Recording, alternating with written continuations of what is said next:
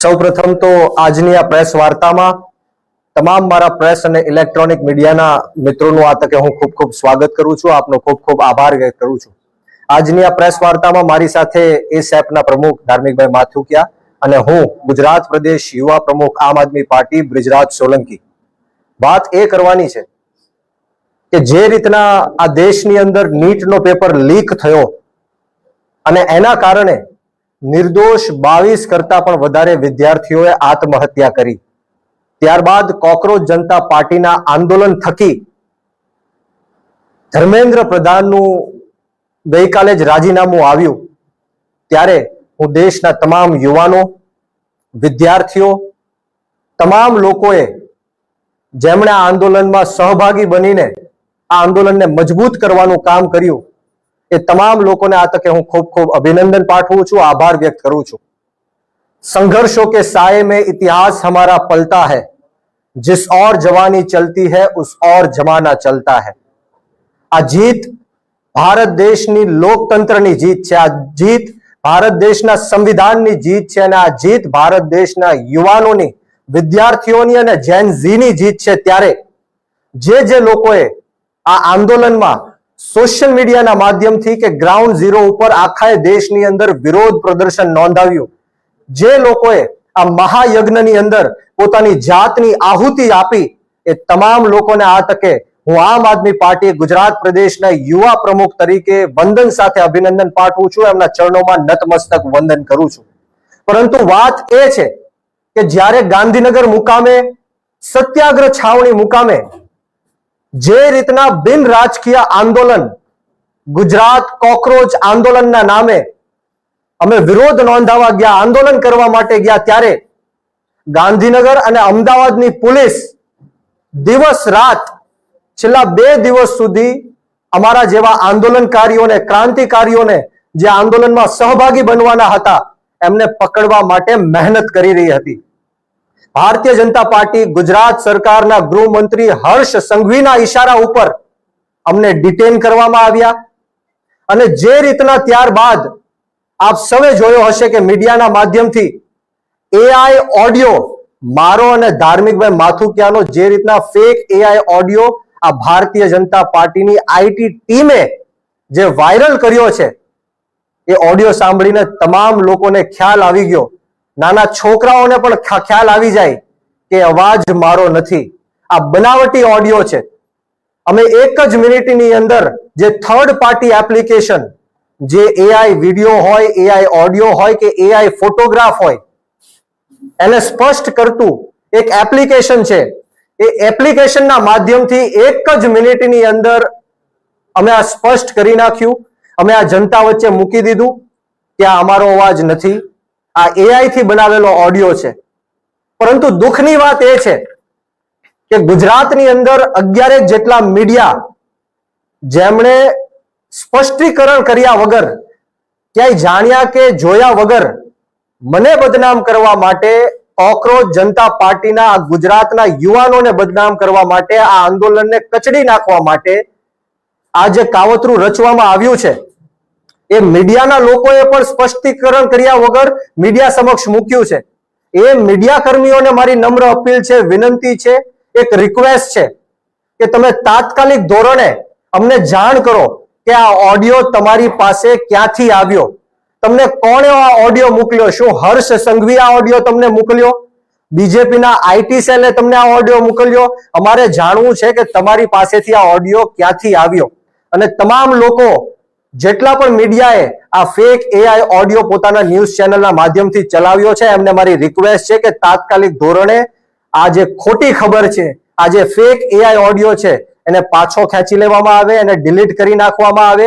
બીજી બાજુ અમને જણાવવામાં આવે કે આ ઓડિયો તમને કોણે મોકલ્યો છે, નહીતર આવતી 24 કલાકમાં, આવનારી 24 કલાકમાં હું લીગલ એક્શન પણ લેવાનો છું। હાઈકોર્ટ અને સુપ્રીમ કોર્ટ સુધી જવું પડે તો પણ અમારી જવાની તૈયારી છે। અને ખાસ કરીને આ ભારતીય જનતા પાર્ટીના ઈશારે પોલીસે મને ડિટેન કરીને રાખ્યો, અંદાજિત 8 થી 9 કલાક સુધી મને ગોંધી રાખવામાં આવ્યો, મારા ઉપર પ્રેશર કરવામાં આવ્યું, મને ડરાવવા ધમકાવવાની કોશિશ કરવામાં આવી કે આ ઓડિયોના માધ્યમથી તમારી ઉપર રાજદ્રોહનો કેસ લગાડશું, તમે જીવનભર જેલમાં સડશો, તમને ગુજરાતની બહાર કાઢી મૂકશું. આ રીતના ધાક ધમકીઓ આપીને મને ડરાવવાની અને ધમકાવવાની કોશિશ કરી. પરંતુ આપના માધ્યમથી આ ગુજરાત રાજ્યના ગૃહમંત્રી હર્ષ સંઘવીને કહેવા માંગુ છું કે આમ આદમી પાર્ટીના અનેક નેતાઓ ઉપર તમે આવી રીતના ખોટા કેસ કર્યા, જેલમાં નાખવાના પ્રયત્ન કર્યા, તમે આવા એઆઈ ઓડિયો બનાવ્યા, એઆઈ વિડીયો બનાવ્યા, એઆઈ ફોટોઝ બનાવ્યા. પરંતુ હવે ગુજરાતના યુવાનો જાગી ગયા છે, ગુજરાતની જનતા જાગી ગઈ છે. હું આપ સૌને કહેવા આવ્યો છું કે આવા અનેક પ્રયત્નો ભવિષ્યમાં પણ થશે. ભારતીય જનતા પાર્ટી જો ડરતી હોય તો એ આમ આદમી પાર્ટીથી ડરે છે, અને ભારતીય જનતા પાર્ટી હારશે તો એ આમ આદમી પાર્ટીથી જ હારશે. એ ખ્યાલ હર્ષ સંઘવીને આવી ગયો છે, એટલા માટે આવા કાવતરો રચવા પડે છે. હું એમને કહેવા માંગુ છું કે આવા કાવતરો કરવાથી આમ આદમી પાર્ટીનો કાર્યકર્તા હોય કે નેતા હોય કોઈ ડરવાનો કે ગભરાવાનો કે ધમકાવવાનો નથી. અમે તમારી આ તાનાશાહી અને હિટલરશાહી સામે આવનારા દિવસોમાં ખૂબ મજબૂતાઈથી લડવા માટે જઈ રહ્યા છીએ. અને ગુજરાતના યુવાનોને હું કહેવા માંગુ છું કે આજે મેં ગુજરાતના યુવાનો અને આ દેશના યુવાનો જે પેપર લીકના કારણે જે 22 નિર્દોષ લોકો જેમણે આત્મહત્યા કરી છે એમની માટે મેં અવાજ ઉઠાવ્યો છે. જે રીતના 20 જુલાઈ જંતર મંતર દિલ્હી ખાતે હું ત્યાં હાજર હતો અને જે બર્બરતા પૂર્વક આ ભાજપના ઈશારે, મોદી અને શાહના ઈશારે આજે પોલીસે તાનાશાહી કરી, ગુંડાગીર્દી કરી, હિટલરશાહી કરી, 12 વર્ષની દીકરીઓના કપડા ફાડવામાં આવ્યા, એમની છાતી ઉપર પગ રાખવામાં આવ્યા, નિર્દોષ યુવાનોને ઢોર માર મારવામાં આવ્યો, લાઠીચાર્જ કરવામાં આવ્યા, ટીયર ગેસો છોડવામાં આવ્યા, માથાઓ ફાડ્યા, ફ્રેક્ચરો કર્યા. આ ક્યારેય દેશનો યુવાન ભૂલશે નહીં. દેશનો યુવાન અત્યાર સુધી સૂતો હતો, પરંતુ આ આંદોલન થકી અત્યારે દેશનો યુવાન જાગી ગયો છે. તમારી તાનાશાહી સામે, તમારી ગુંડાગીર્દી સામે અને હિટલરશાહી સામે અમે ઝૂકવાના નથી, ડરવાના નથી, ગભરાવાના નથી. અનેકો વાર મને જેલમાં નાખવાના પ્રયત્ન કર્યા. આ પ્રયત્નમાં પણ મને રાજદ્રોહના ગુનામાં ફિટ કરવાની કોશિશ હર્ષ સંઘવીએ કરી છે. ત્યારે આવનારા દિવસોમાં પણ ફેક એઆઈ ઓડિયો બનાવીને, ફેક એઆઈ વિડીયો બનાવીને, ફેક એઆઈ ચેટ્સ બનાવીને, ફોટોઝ બનાવીને મારા ચરિત્ર ઉપર ઘા પહોંચાડવાના ભારતીય જનતા પાર્ટી કરવાની છે. ત્યારે હું ગુજરાતની જનતાને વિનંતી કરું છું, ખાસ કરીને ગુજરાતના યુવાનોને વિનંતી કરું છું, આ આંદોલન આપણા યુવાનોનું આંદોલન હતું અને એના કારણે ભારતીય જનતા પાર્ટીએ ઝૂકવું પડ્યું છે, નરેન્દ્ર મોદીએ ઝૂકવું પડ્યું છે. સોનમ વાંગચુકજીએ જે રીતના 26 દિવસ ઉપવાસ આંદોલન કર્યું, આ એની જીત છે.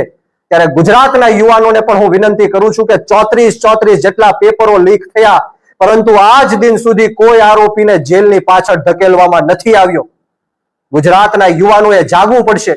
યુવાનોને હું કહેવા માંગુ છું કે આપણે શહીદ આઝમ સરદાર ભગતસિંહને માનવા વાળા લોકો છીએ, રાજગુરુ અને સુખદેવને માનવા વાળા લોકો છીએ, 18 વર્ષના ખુદીરામ બોઝને માનવા વાળા લોકો છીએ. અશફાકુલ્લા ખાન હોય, ઠાકુર રોશનસિંહ હોય, રાજેન્દ્ર લહેડી હોય, ચંદ્રશેખર આઝાદ હોય, યુવાનોએ જ્યારે આ દેશની અંદર કુરબાની આપી ત્યારે જઈને અંગ્રેજોની ગુલામીમાંથી આ દેશ મુક્ત થયો છે. યુવાનોએ જ્યારે શહીદી આપી ત્યારે જઈને આ દેશનું લોકતંત્ર અને સ્વતંત્ર બચ્યું છે. ત્યારે આજે આપણો ભારત દેશ ખતરામાં છે. ભારત દેશના 140 કરોડ લોકો ખતરામાં છે. ગુજરાતના લોકો ખતરામાં છે. ગુજરાતનું યુવાધન ખતરામાં છે. ગુજરાતની મહિલાઓ હોય, ગુજરાતના મજૂર વર્ગના લોકો હોય, રત્ન કલાકારો હોય, મજૂર વર્ગના લોકો હોય, પશુપાલકો હોય, નાના મોટા વેપારીઓ હોય, આ તમામ ખતરામાં છે અને ભારત દેશનું સંવિધાન ખતરામાં છે. ત્યારે આ દેશના યુવાનોએ જાગવું પડશે, આ જ રીતના ક્રાંતિ કરવી પડશે. હું તમને વિશ્વાસ આપવા આવ્યો છું, ખાતરી આપવા આવ્યો છું કે આવનારા દિવસોમાં ગમે ત્યારે પણ ગુજરાત નહીં પરંતુ આ ભારત દેશની અંદર યુવાનો, મહિલાઓ અને ખેડૂતો ઉપર અન્યાય અને અત્યાચાર થશે. ત્યારે આ જ રીતના આમ આદમી પાર્ટી તમારી પડખે ઊભી રહીને તમારો અવાજ બુલંદ કરવાનું કામ કરશે, તમારા સંઘર્ષમાં સહભાગી બનવાનું કામ કરશે. વિશેષ વાતો નથી કરવી. આવો ને આવો સાથ સહકાર અને પ્રેમ યુવાનોનો મળતો રહે એવી જ માતાજીના ચરણોમાં પ્રાર્થના સાથે આપ સૌને બ્રિજરાજ સોલંકીના જય હિન્દ, જય ભારત, જય જય ગરવી ગુજરાત, ઇન્કલાબ જિંદાબાદ, યુવા શક્તિ જિંદાબાદ.